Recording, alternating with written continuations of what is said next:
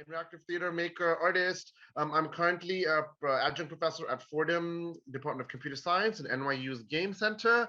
I've shown art at a lot of all the places shown above. I've taught at all the places shown below that. I've written a lot and I've won awards in game design. So I know I've done games for a little bit now. 12ish, no, 12ish years now, 13ish years. Um, I've contributed to a lot of like games. So most recently, you might know about Avatar, The Last Airbender's role-playing game. I was one of the contributors. Some of the other work I've shown there. I have a lot of independent role-playing games that I've made, published in different places. They're all small games. Some of them have won some awards. Um, I make a lot of interactive theater and like installation sort of games. This includes some of them.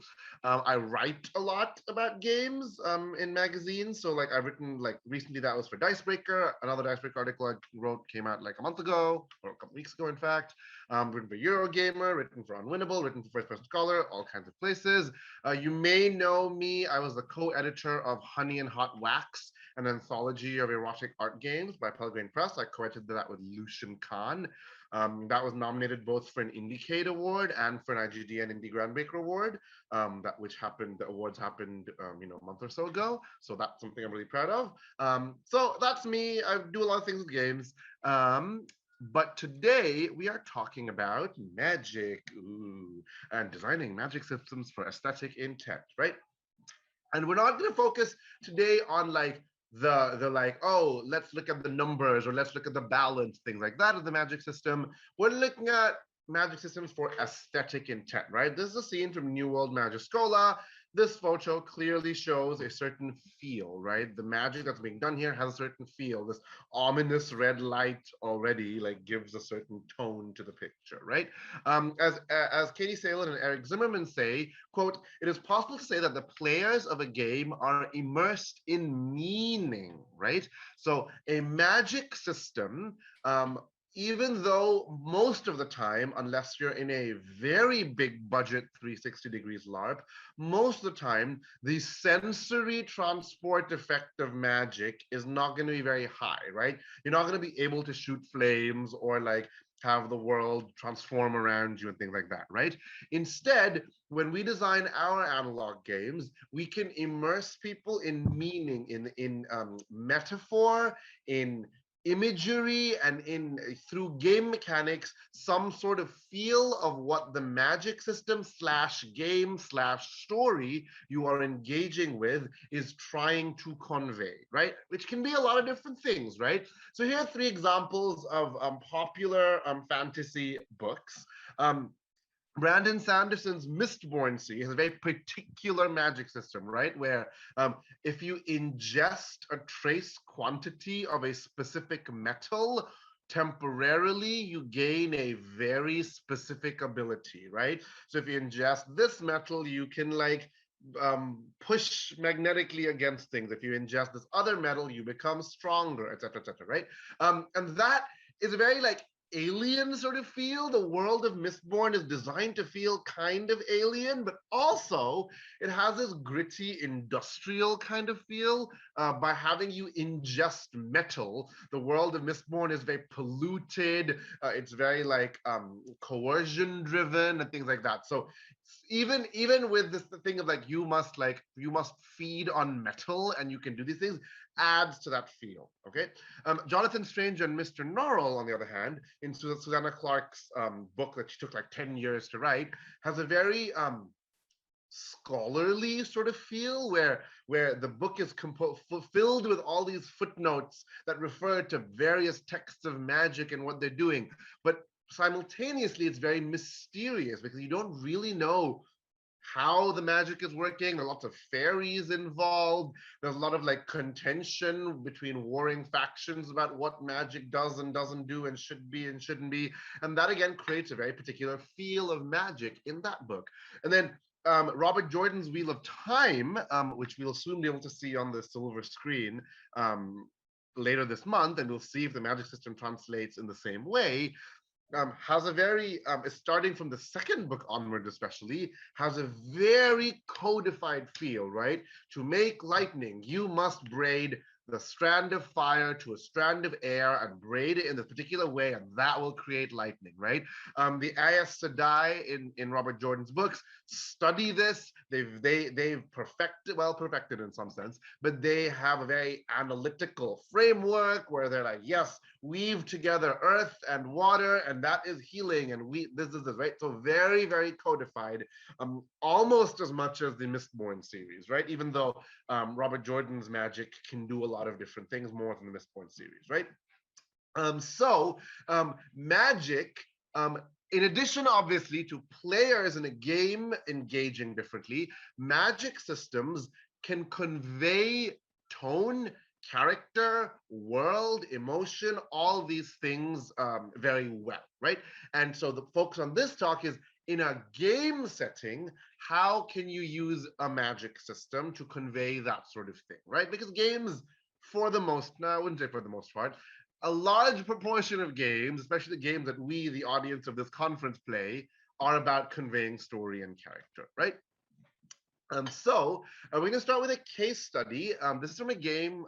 It's a LARP slash interactive theater slash installation puzzle sort of thing, performance puzzle that I designed with my co-designer Max Seidman. It's called Basic Principles of Incantation. It was commissioned by the it was commissioned to be shown at the Denny Gallery in Manhattan in 2016. In fact, my flatmate, who is sitting in front of me right now, did our sound design for that. And then we showed it at a couple of conferences, and I've shown it.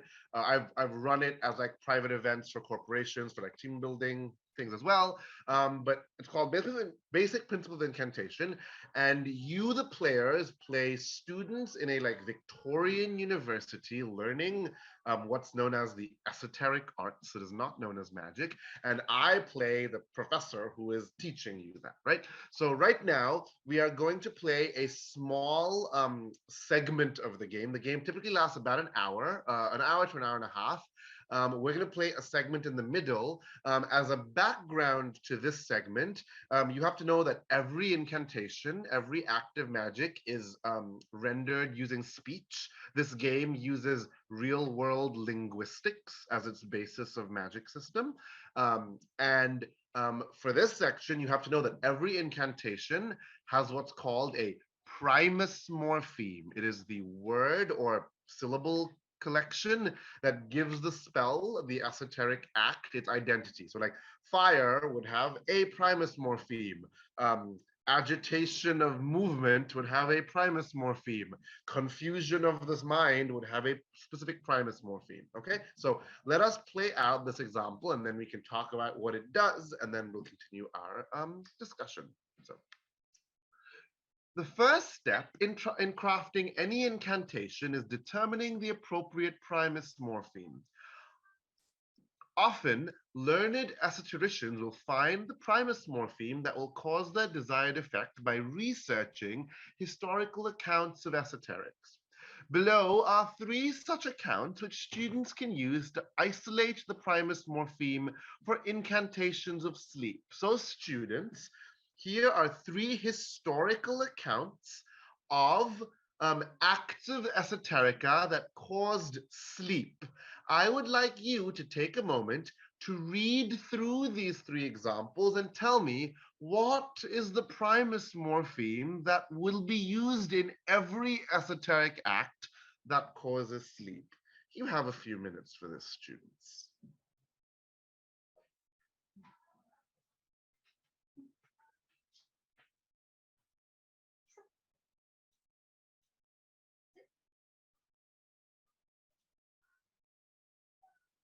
So it looks like student Cone has an answer. Looks like student Bear has an answer.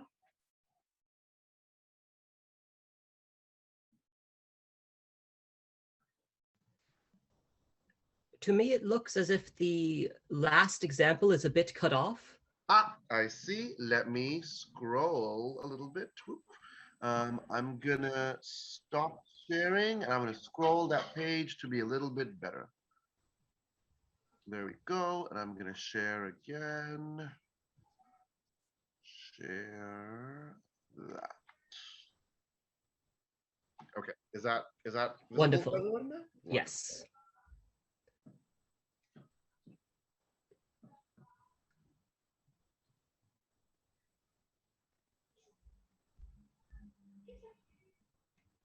Let's give you 1 to 2 more minutes for this. I have a guess, but also a further question given similarities, but not exact same examples. Okay. So student Lucas has an example and a question. Students Bea, Lisa, and Olivia, I apologize if I'm pronouncing things incorrectly. We have not been formally introduced, and your very wealthy parents have not written to me yet. Okay, so it seems like we have many people answering. Students Bea, Lisa, and Olivia seem to be somewhat in agreement.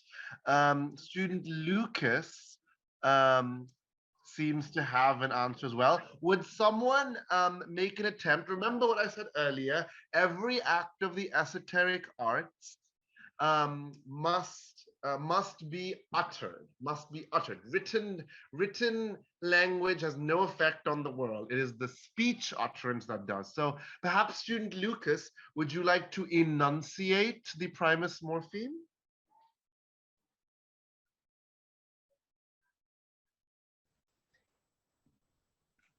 I would initially guess Lunte, but I am Okay. uncertain on how the double L, I believe it is a double L, would affect it, or if the difference between OV and OS is an impact as tied to it, or a separate addition that is not related, as we only have 3 examples. So it seems that student Lucas has one interesting observation. So the point that we discussed at length in last week's lecture, of course, was that the Primus morpheme must not change. The Primus morpheme is common to every act of the esoteric that has the same effect.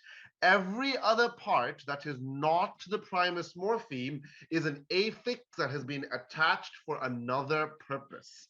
So in this case, what most of you isolated as the LLNTE is, in fact, the Primus morpheme that governs sleep. The authors of this text, in fact, use the LL notation to indicate the voiceless lateral liquid consonant, which is common in languages such as in the Nahua family, and would approximately sound like this.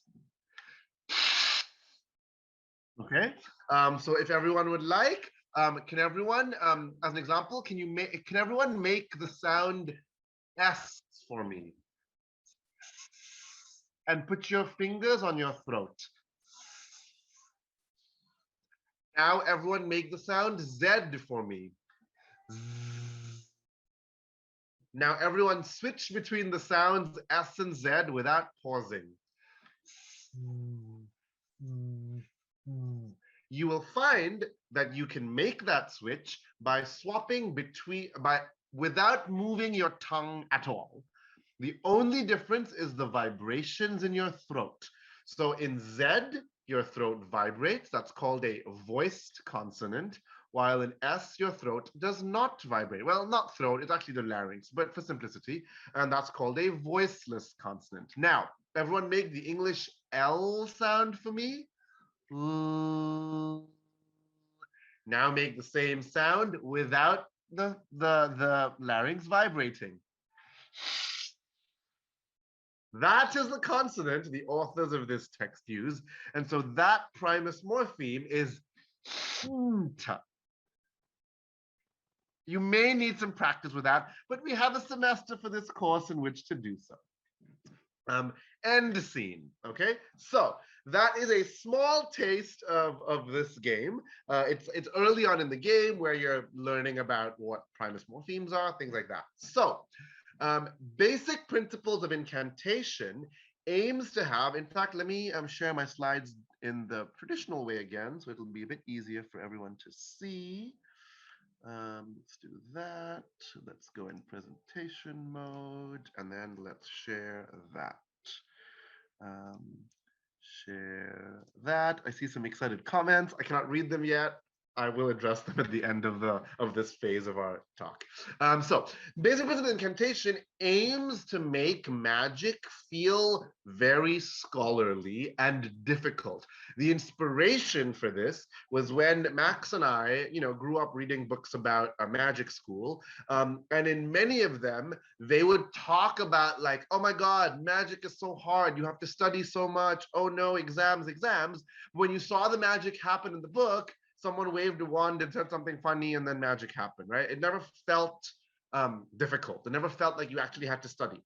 So we wanted to make a game where you have to actually study. And in the game, you have to we have tables that you have to cross-reference. You have text. We wrote a textbook, a 30-page textbook that the players have to engage with. And all the rules are based, obviously, it is rules of real-world linguistics applied to a fictional grammar. Obviously, this Oshtanos is not a real world word. It is a fictional word, but we created a fictional grammar using principles of linguistics to do that. So our case study is that. How do you make a magic system that feels scholarly? And in the next point, I will be referring both to basic principles and to a example that we're going to generate right now. Okay? How do you make magic feel difficult and scholarly? So first off, in the book chapter, I write about excuse me, players having to apply non-trivial and analytic effort, right? So the effort that players put into doing magic in a game will correlate to the feel of the magic, right? If, let's say, in my game, if one can say anything and make magic happen, right? If I have to just loudly say the effect I want to make magic happen, that would be, I would say, a trivial effort. So if in my game, me as a player can say fire loudly and fire happens, I say, okay, that seems like trivial effort on my part. Okay, it's very easy to do. I can do that. Magic is very easy. If I want to make it harder, the game designer can be like, no. You have to have a non-trivial effort. You can't just say the word out loud in English. You have to say the word out loud in Sanskrit, right? That becomes non-trivial effort. It is not easy for most people to come up with words in Sanskrit, right? Even because Sanskrit is a dead language. There are no speakers of Sanskrit, right? So if I want to create fire, I have to say the word Agni, right? That becomes effort that I'm putting in. It makes magic feel a bit more challenging. So now that's non-trivial effort, and yet that is not analytic effort, right? And by that, I mean effort that is not fully creative. In the current system, saying anything in Sanskrit makes it happen, right? That is non-trivial, but it is wholly creative. I can just come up with any effect I want and be like, okay, Agni will make fire, Pavan will make wind, right? But if I want to make it analytical, I have to examine what I'm doing and change it in some way. So, I must, what is it? If I'm creating fire, I must say, if I'm creating, let's say, a natural phenomenon, I must say the word loudly. If I'm creating a non-natural phenomenon, I must say the word softly. So now when I'm doing my spell, instead of saying Agni, I have to think, oh, is it a natural phenomenon? Yes, fire is a natural phenomenon. Let me say it loudly, etc., etc. Okay, so and this again, this example I made up on the spot right now. Okay, I mean, I thought about it before the workshop, but this is not an actual game. So having non-trivial analytic effort where I have to put effort in that I have to analyze makes magic feel scholarly, because scholarship is all about analysis, right? In the example of basic principles, there are tables that you have to be like, okay, sleep is shlinta, I have to do sleep, but now I have to modify shlinta, I have to do an analysis of it, which brings us to our second point, which is complex operations. In basic principles, depending on the target, depending on the caster, and depending on other factors, you have to modify every spell. One of the things we do is you have to do vowel shifts depending on who the target of the spell is, right? So you might have to raise the vowel. So you have to go from A to E if you want to do a certain kind of spell, even if it's sleep. So shinta might become shinta. It might become shinte. It might become shinta. It might become shinto, right? Depending on other factors. So here, once you've applied your effort to identify the morpheme, you then have to do an operation. You have to do a transformation onto your spell. Again, this contributes to the field that we wanted to do, which is magic is difficult. You have to study. You have to either memorize all the transformations, all the complex operations, or you have to look them up, right? If your magic system is based on alchemy, for example, that would use complex operations, right? Your system might be like, oh, in order to make this potion work at night, you must add essence of belladonna to it, right? That is a complex operation you add to your spell, in this case, potion, to make it, again, feel scholarly, analytic, that there's a whole rule set behind it, okay? Next, there's adding terminology and theory to your magic system, right? In basic principles, it's not called magic, it's called esoteric, the esoteric arts. In fact, when I run the show, I say magic, that word is only used by the vulgar classes. We don't use that in high society, right? Adding that sort of like terminology frames your system in a way that again betrays a certain emotion and tone about the world. Similarly, we wrote a 30-page textbook for that, right? About 8, 9 of those pages are not really used in the game. You don't have to read them at all to play, but players tend to look at them. They, in the time when I'm like, okay, do your work on your own, they might look into them, or before class starts or after class, they look at them, right? We create this whole like theory of magic to create a tone and of the world. Was magic created by the gods in your world? Is magic a natural phenomenon caused by vibrations in your world, right? Determining the lore in your world about what magic is and does contributes to tone. Now, the important thing to remember is that lore need not be commonly accepted or even true, right? But what people in this world know about magic contributes to the tone and feel of the world. Next, we have, oops, let me click. Okay, next.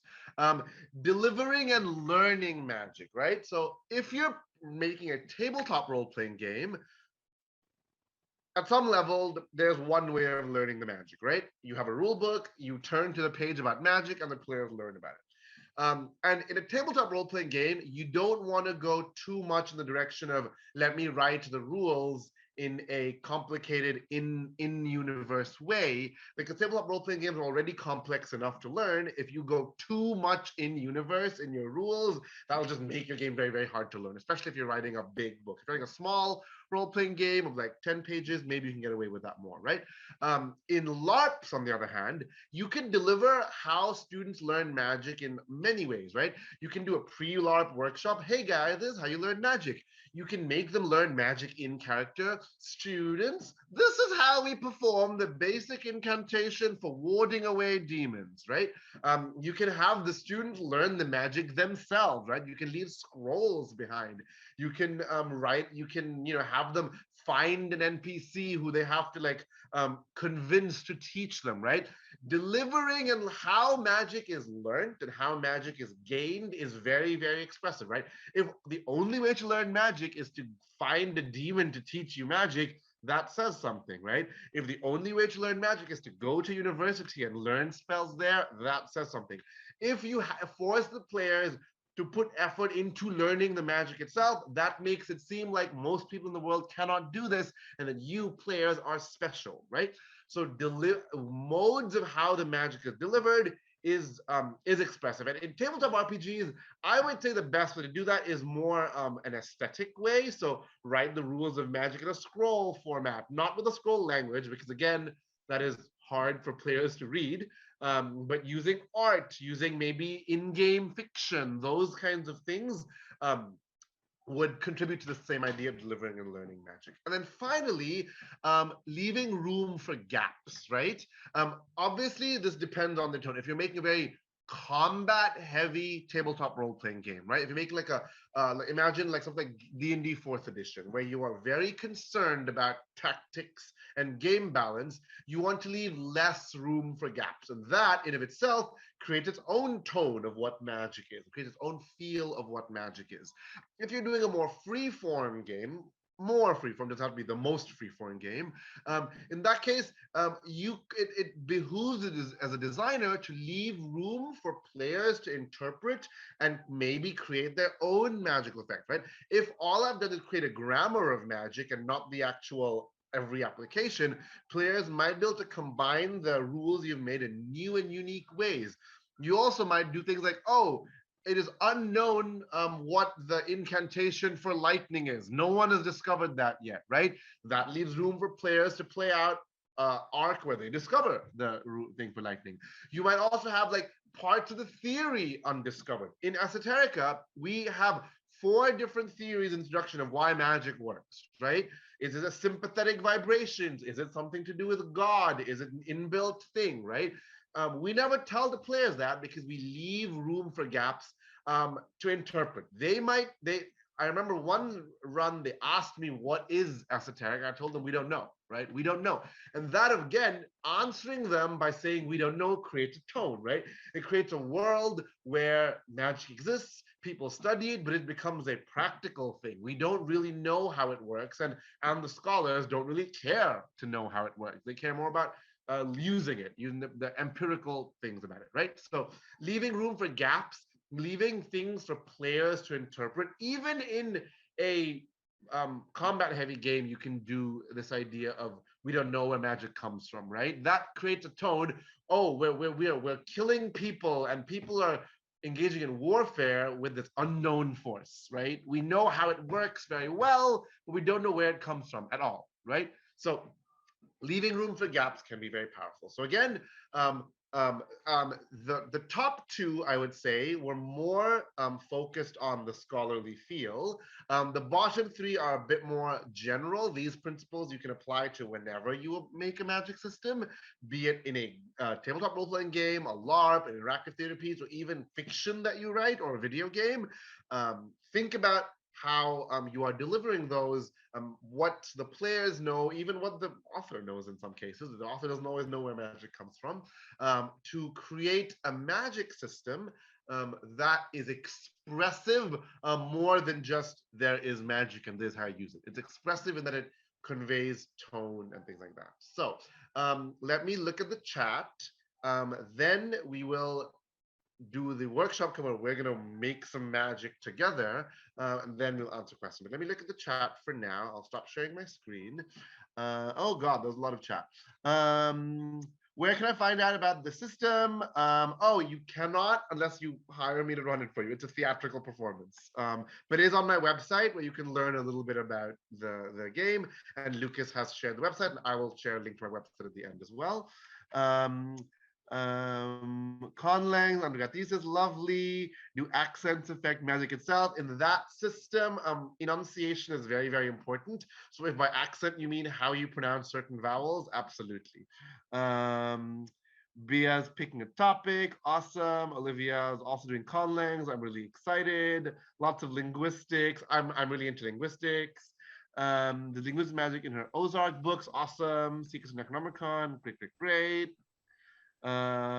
Great. Okay.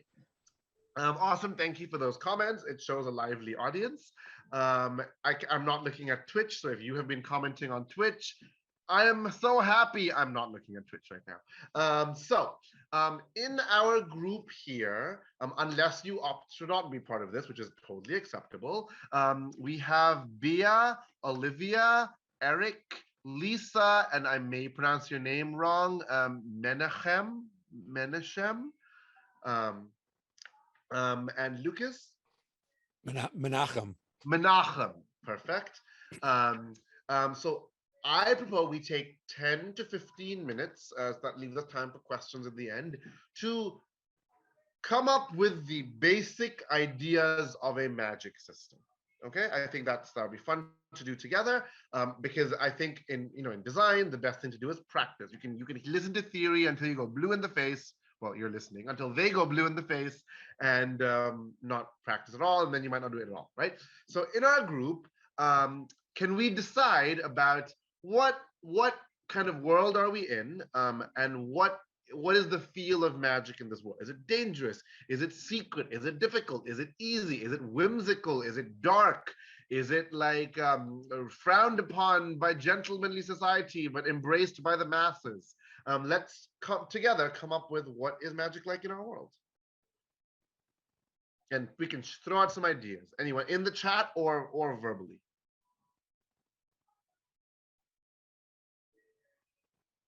So people are thinking, so we can give everyone a sec to think. I'd love to have the basis of magic be something about a generational divide. I'm not quite sure on how, but that magic for one generation is extremely different from that of another in a way that lets us discuss what does a generation mean. Is this cultural, physical, so on? If we combine that with the domestic magic, then that actually works rather well, because what is domestic for us is very different than what was domestic for my parents or their parents. Yeah. So just so everyone in Twitch knows, Bia in the chat asked, "Can we do domestic magic?" So that makes it, that's amazing, Lisa. Combining those into one, domestic is automatically generational. It also becomes somewhat ethnic and cultural in that sense. You can even say, right? Because family groups and kin groups learn magic from each other, so they have a certain flavor, and another dynasty or family or kin group will have a slightly different, which will then change over generations. Okay, I love that. So let's, unless someone would like to X-card that, I would say let's move forward with this domestic generational magic. Are we all good with that? Perfect. Okay. By X card, for those of you who don't know, I mean, if you would like to say that you're not okay with that for whatever reason, and then we will just not do that. Okay. And that can apply when we're designing this. You can be like, if I start talking about, yes, this is a magic system that talks about scorpions, and you're like, I don't like scorpions, we can X card that if you want. Okay. It doesn't matter. We're in the brainstorming phase. Okay. So our magic is domestic and generational. So what one way I like to design is there a real world analog that is domestic and generational, right? So that's what I did the linguistics game. Right? I'm like, is there a real world analog that I could use? And I'm like, yes, linguistics, because A, I know a little bit about it. B, it's super fun. And C, a lot of people know nothing about it, which is why it worked really well for that game. So what real world analog is generational and domestic? This is not the only way to go. This is the way I often use. So can anyone think of a generational thing? Olivia. Technology. Like, what if you mix together magic and technology? Like the... Love that. Yes. Specific technologies are absolutely generational because new generation comes up with new kinds of technology, and they're absolutely domestic. It's, if you look at obviously certain kinds of technology are less domestic than others, right? If we're making nuclear warheads, that is not domestic. But if we're doing weaving techniques, or is that a mescaline? I can't tell what that is. Drop spindle. Oh, there we go. Exactly. Yes. If we're doing textiles, let's say, and how you weave things and how you make cloth, or maybe if we're doing a LARP, it might be easy to teach players how to crochet or knit, right? That's relatively straightforward, or even like embroider if you have like embroidery things. So how do we like this idea of textile making as magic? Because it's a technology, it's domestic, and new generation come with new stuff. Do we like that? I like the idea of, though, combining it with other technologies. For example, you could write a computer program to do your patterns. Ooh, yeah. That's amazing. So, Lucas? Or like the idea of food and food preparation. And I think the thing here that I'm seeing with all of these is rather than technology, it's tools. It's that you can't cast magic. You have to use tools to cast magic. And the tools are the things that will change with each generation from various technologies, from so on, or they're carried through generations. I love that. So this idea of what tools do you use can form, like we're talking about base of the world, right?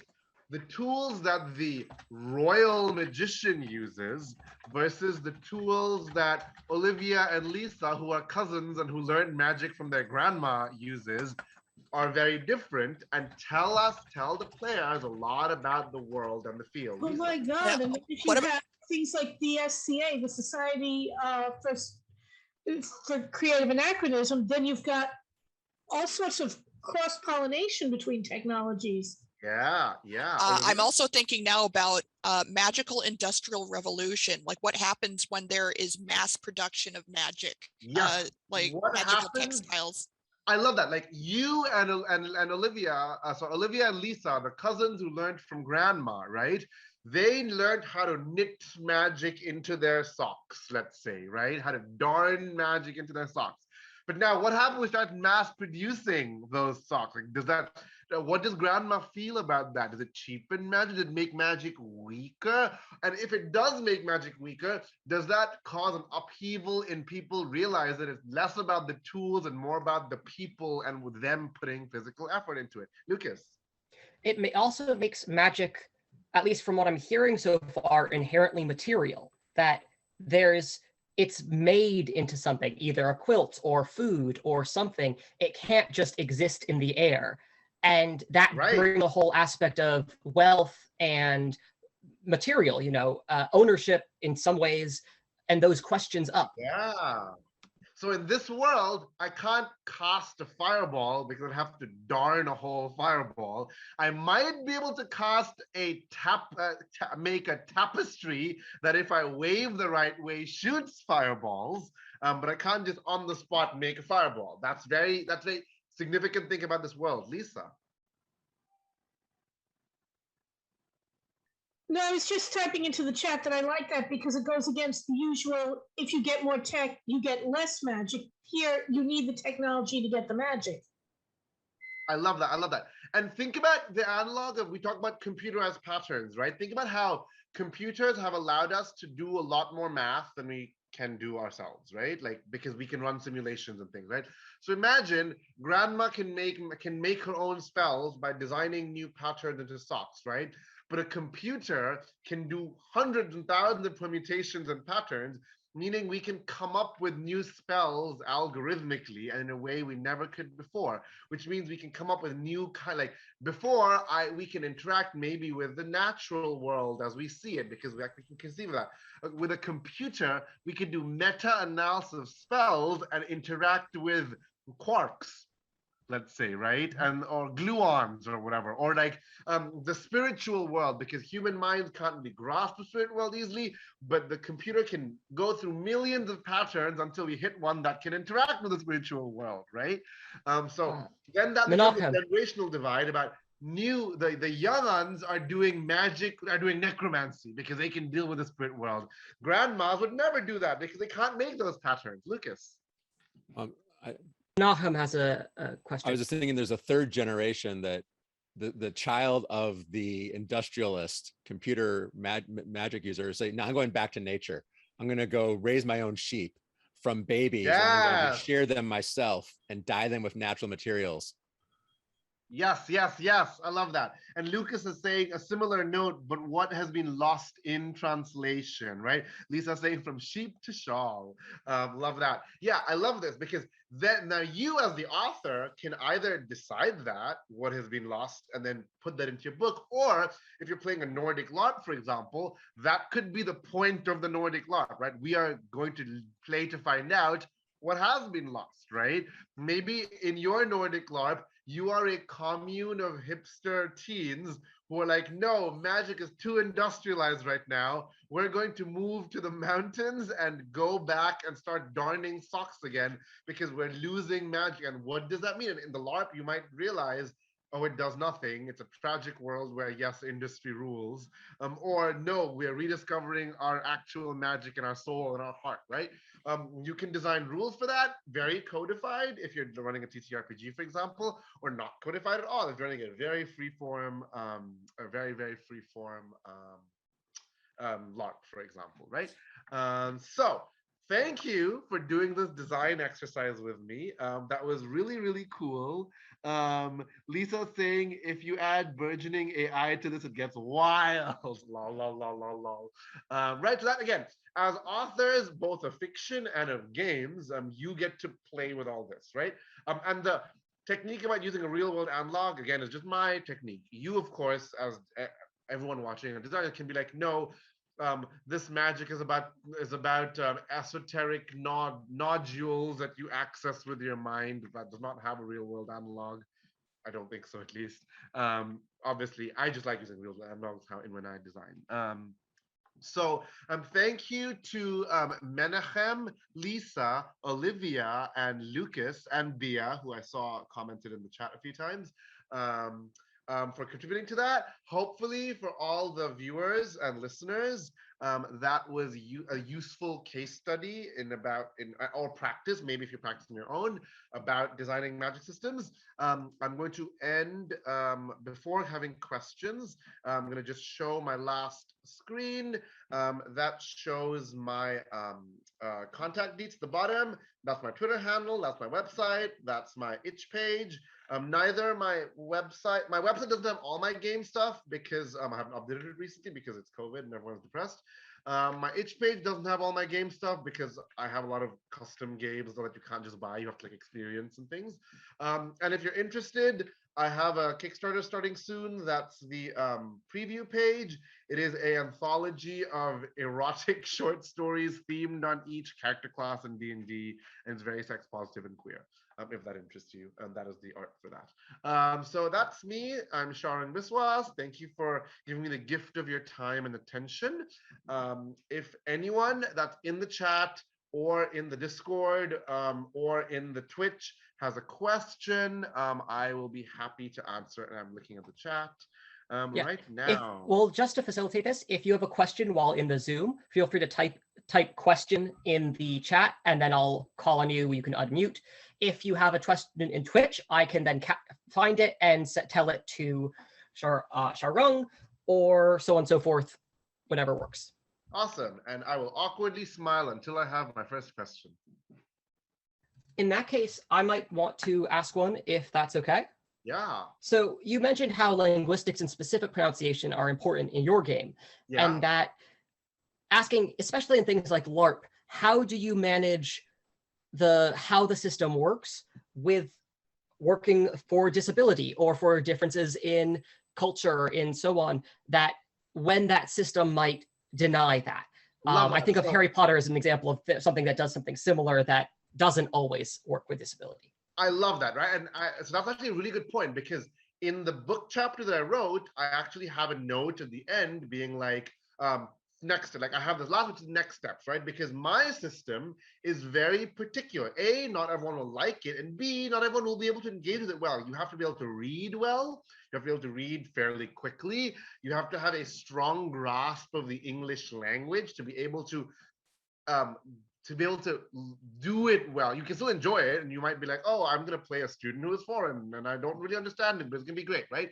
But one of the weaknesses of my system is that those things have to be true. If you are dyslexic, for example, my game is harder for you to play, right? And we address that in the book chapter, that this is not a good system to just port into your game if your aim is to be inclusive of all of that, right? When I run Esoterica, it's different because I am there live and I can teach the students. In fact, I do teach them. I'm like, I can say, look at the book, and if people are like, I don't get it, I will actually stand there and lecture to them, right? For example.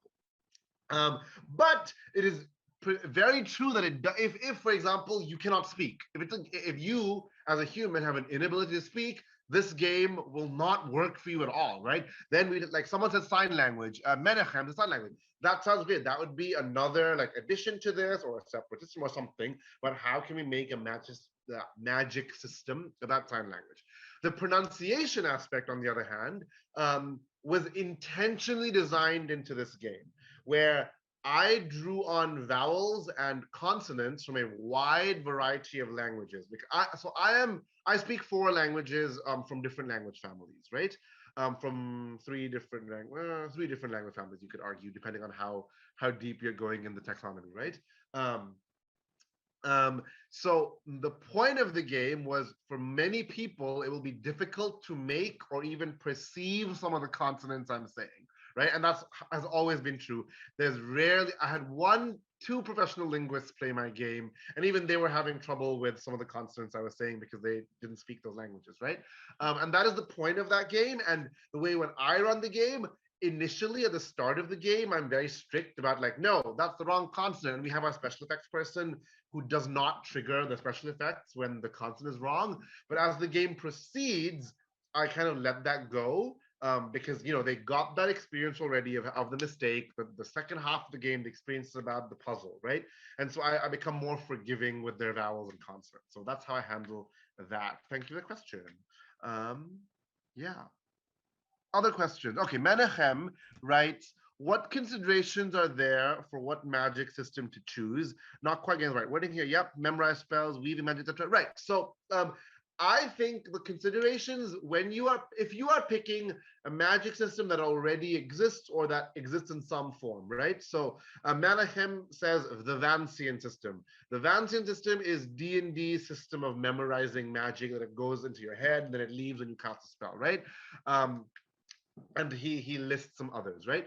The considerations I think one should use are twofold, right? So first off, you want to think about what is the game mechanics at a very mechanical level, right? Is it easy to use the system? Is it not easy to use the system, right?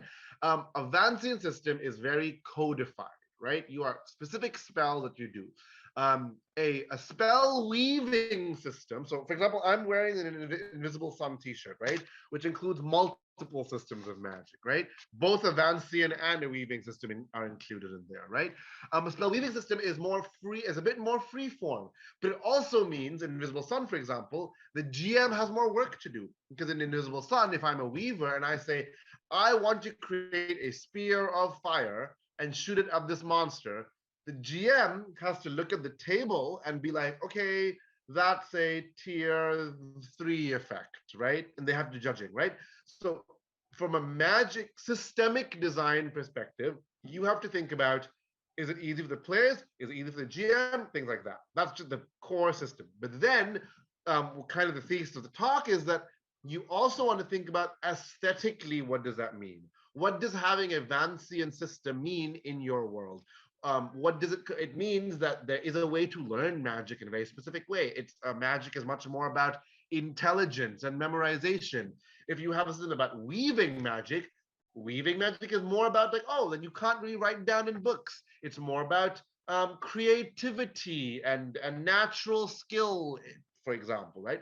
So that kind of like tone and world building comes into mind when you want to pick a system, even if it's a pre-existing system, like some of the ones that Menachem tells us. Thank you for the question. Any other questions? Thank you, Jim. Any other questions from any source? This is my awkward grin. Oh, I can stop sharing as well so you can see me awkwardly grinning better. Does anyone have any things that they'd be interested in making a magic system into? Just asking like the people here in Zoom or on Twitch that they've thought about or want other people's thoughts on? Yeah, I'm super curious to hear. Olivia, it looks like you have one. Do you want to say it, or do you want us to read it out? Go ahead and read it out if you want to. Yep. So Olivia says, I'm working on a Magical Girl TTRPG with color-based magic system where color corresponds to non-magical passions. I love and that. So I wonder, like, what are ways that you might build on that? Yeah, what do you have so far, Olivia, if you'd like to share? So I've got a diagram of like what colors are similar to other colors. Like, so the person whose passions are about visual art or like conveying things visually to other people is sort of next to the color that is about literary, like writing things and conveying things to people through words, so that if the player decides the character is going to become more interested in something adjacent, they can move their character to that color and they gain the powers associated with that passion. I love that. And that, from a world building perspective, that brings to mind things like, well, then what is the status of non-magical color in this world, right? Like when I have a painter or a clothing designer, there's in this world where color can be magical, what does it mean to be a non-magician but a painter? Like, are you considered an adjacent to magic thing? Are you considered, do magicians not like you because you're doing a pale imitation of their art?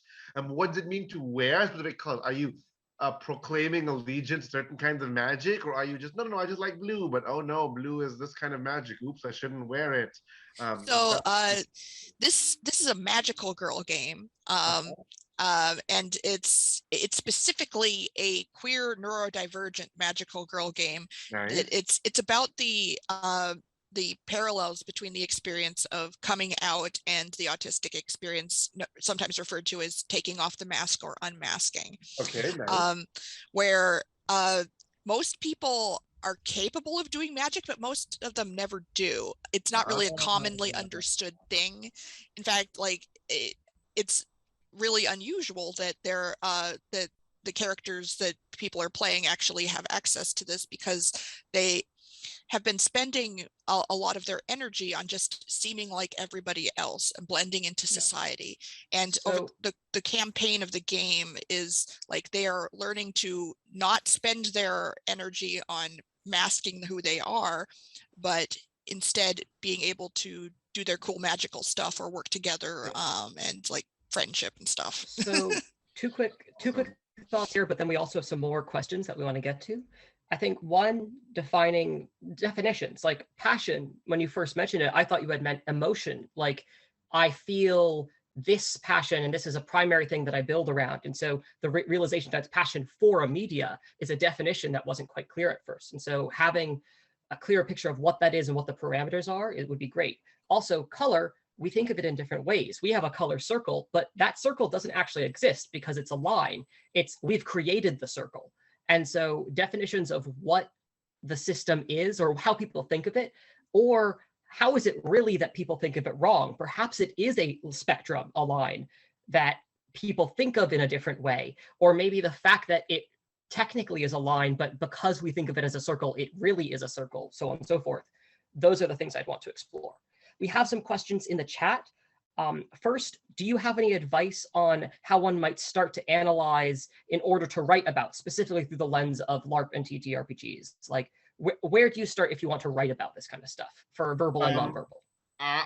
Okay, so I don't actually know, right?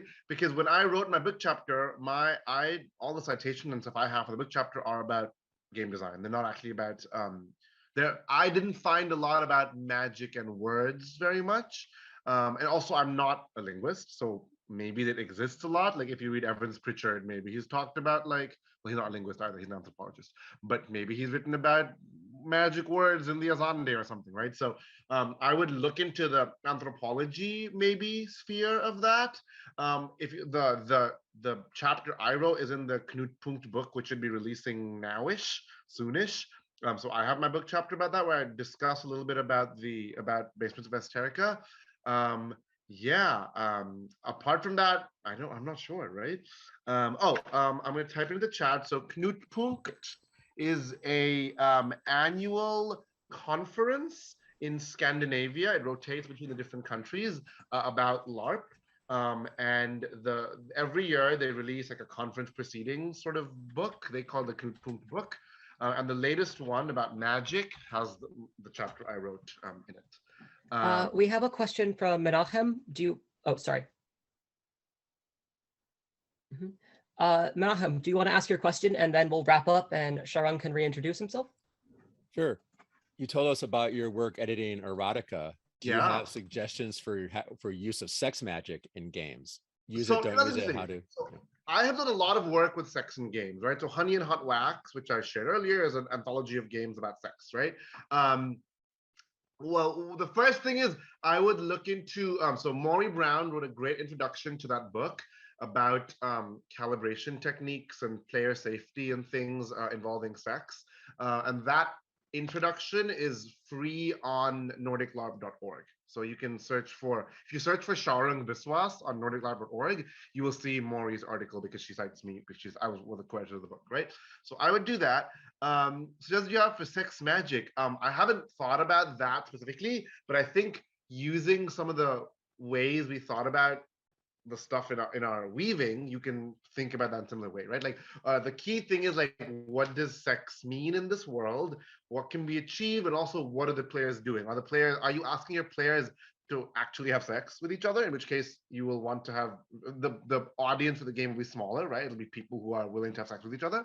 Do you want to show analogs? Like, do this hand gesture to mean that? That's another question you want to do. Do you have none of that? If it's a TTRPG, do you just describe, and how much to describe? But you'll want think about real world. So what we did in the weaving one was, well, what does weaving mean? Generational. You want to think, well, what does sex mean, right? What can sex mean to people? What can sex do for people? Starting with that basis, I think will make it, rather than just be like, let's start with you do this sex act to make fire. I think it's more interesting to be like, well, what does sex mean in the real world? And then branch off of that. What metaphors can then be attached to that? And what can we do with magic there, right? Sex can mean loss of power. Like if we read Dune, right? The later Dune books have this sort of like sex to like mind control people, right? Some of the reverend maters like do that, right? Is that a way to think about sex magic? Things like that. Yeah. So Awesome. we are just about out of time, but if you want to reintroduce yourself, close things up, and where people can find you and where people can get things that you're currently working on. Yeah, so thank you again. Again, my name is Sharang Biswas. You can follow me on Twitter at Sharang Biswas. That's my website, slightly outdated. I will update it soon. That's my itch, where you can buy some of the stuff I've made. And that's the Kickstarter I'm working on, which is mainly short fiction. We'll have some light game mechanic suggestions in there. But yeah, do follow that. It's I think cool. But yeah, and do give more time and attention to the other awesome panels happening in Metatopia. And a shout out to all the organizers who shifted from physical to digital, and all the hard work, including Jim and Lucas, who are my producers today. Thank you so much.